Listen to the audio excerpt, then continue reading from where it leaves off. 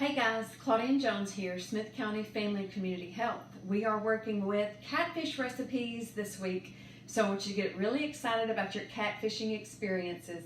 And today I'm going to teach you how to make a Parmesan baked catfish recipe. It's one of my all-time favorites, so let's go ahead and get started. The first thing we're going to do is we're going to take a paper towel and we're going to dry off our catfish fillet very good, because you want to make sure that it is dry as you can get it, because you want all of those good seasonings to adhere to it, okay? So I'm going to take this and I'm going to dry it off real good, okay? So I'm going to put it right back there. We're going to get started on our breading mixture. So today we're going to be using panko breadcrumbs. You can use a regular breadcrumb if you want to. Today I decided to use Italian herb because it was what I had on hand. So what I have is about a cup of that. Now your recipe is going to yield 4 servings. Today I'm only cooking 1 fillet. I'm not going to cook 4 fillets. So since it's just me here, I want to be a good steward of the ingredients that I have and the fish that I have as well. So today I'm just cooking for me. So I took this recipe and quartered it. So do you a little math, and I think that would be fun with your parents.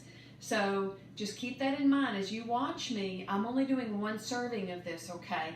And again, this recipe calls for 4 servings, okay? So with my breadcrumbs, I've got some Parmesan cheese in here. Now the recipe says you can use Romano, just whichever you have on hand, okay? So I'm gonna take a container and I'm gonna fill my container up really good with my breadcrumbs and my Parmesan cheese. Then what I'm going to do is I'm going to add salt and pepper to taste and a little bit of Italian seasonings to my breadcrumbs, okay? I've got my whisk and I'm going to just mix that in real good. Now I'm going to combine for my liquid ingredient. I'm going to combine 1 egg and some low-fat milk, because I do want this to be a healthy recipe. Now when we're cooking, we've always got to keep in mind our health, right? And was that fish is a good source of protein. It's a good source of our fatty omegas that we need for our antioxidants, which help us to fight off viruses and diseases and so forth. So make sure that fish is a protein that you incorporate into your diet 2 to 3 times a week. And not only catfish, it could be salmon, it could be tuna, it could be mackerel. You have a lot of options, so exercise those options, okay?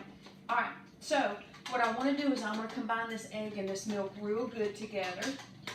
And I'm doing that ever so carefully.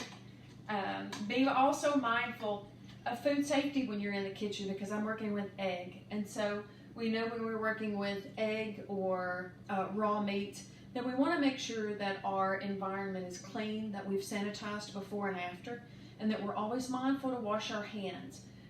If you notice in all of my videos, I'm going to have my hair pulled back because I have long hair. I do not want that into my food. So, all right, so now what I'm going to do is I'm going to take my catfish fillet, and I'll put it right over here rather. So what I'm going to do is I'm going to dip it. I'm going to dip it in my egg and milk mixture. Then I'm going to dip it into my breading mixture all over it. And then I'm going to carefully, ooh, that's a big old fillet. I'm going to carefully, and I'm going to push down because I want that crumb and that mixture to get all over my fillet, just like so. So I hope you can kind of see my finished product here. I don't know about you, but it looks fantastic to me. So this good source of protein, I'm going to add it to a little bit of pasta later on. And I'm going to put it on top of my, I'm using a little bit of parchment paper instead of spraying my dish down, simply because I hate doing dishes. And so to me, this is an easy way to save 1 more step in the kitchen so I can get outside and play, okay? So let me wipe my hands off. And what we're going to do is we're going to put it in the oven. It's going to be a 400-degree oven. And we're going to cook it for about 20 minutes, and we're going to make sure that it is completely cooked, and what I want is my fork to, whenever I brush my fork against the filet, I want it to flake off really pretty, okay? So we're gonna wait about 20 minutes and we'll bring it right out of the oven. Cut.